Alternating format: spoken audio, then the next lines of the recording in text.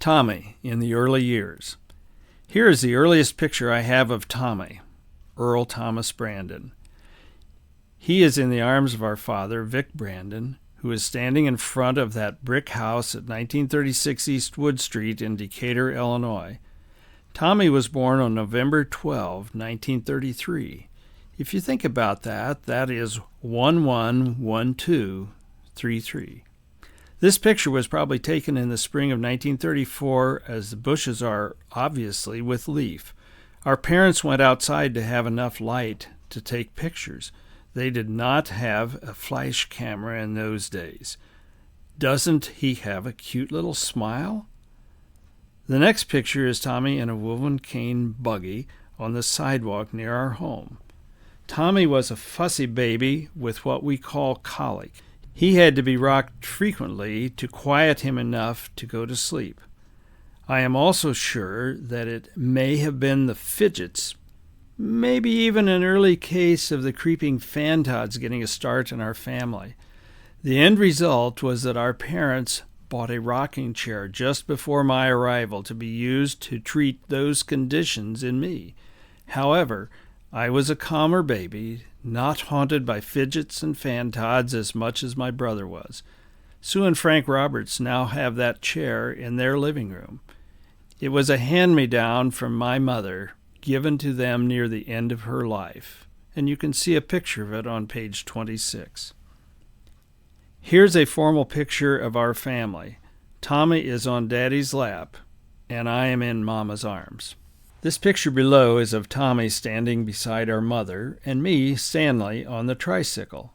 Again, I do not know the year, but since there were 20 months between us, and there are leaves on the bushes, I was probably over 2 and Tommy was nearly 4. Is he dressed up or what?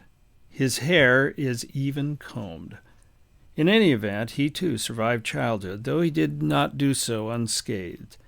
There is a story about Tommy at age 4 or 5 when he was carrying a bottle of milk to be delivered to the neighbors. My parents had purchased a farm near Maroa, Illinois, and before we moved there in 1940, the farm was sharecropped with a tenant farmer. There were dairy cows on the farm, and our father would frequently make visits to see what was happening. He would bring back milk or other farm produce to give or sell to our neighbors. On one occasion, Tommy was delivering the milk to a neighbor. He slipped and fell, breaking the bottle, spilling the milk, and cutting his hand. This required a trip to the hospital. Yes, they had them in those days, to be sewn up. The end result was that he was fine, but there was said to be a scar on his hand for many years. On another occasion, Tommy broke his leg as a result of catching his foot in the spokes while being pushed on a tricycle. It may have been this very one pictured. Our cousin Perry Risberg was the pusher. Perry had come to Decatur one year in the late 1930s to work in a gas station run by Uncle Glenn. This was in the midst of the Great Depression. Tommy had a cast in place, which came in handy as he played the role of crippled Tiny Tim in the play A Christmas Carol at the Methodist Church in Decatur. It was probably his first theatrical venture. Here's a picture of Tommy and me with our Grandma Brandon. It was taken on the Brandon farm in Wisconsin in August 1944. Tommy is pretty stoic, but I'm hamming it up a bit.